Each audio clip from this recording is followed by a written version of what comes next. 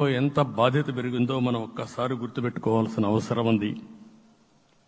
జిల్లాల వారీగా పార్లమెంట్ల వారీగా విశ్లేషిస్తే శ్రీకాకుళం క్లీన్ స్వీప్ 7కు 7 గెలిచాం. విజయనగరం అన్నీ గెలిచాం. అరకు 2-3 ఎన్నికల్లో మనం గెలవకుండా ఈసారి ఎన్డీఏ అభ్యర్థులు చూస్తే 7కు 5 గెలిచాం. మన దురదృష్టం పార్లమెంట్ పోయింది. అక్కడి నుంచి వైజాగ్ 7కు 7 గెలిచాం.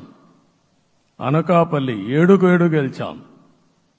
దెన్ తూర్పుగోదావరి, కాకినాడ, అమలాపురం, రాజమండ్రి, నరసాపురం, పక్కన వస్తే ఏలూరు, మచిలీపట్నం, కృష్ణా, గుంటూరు,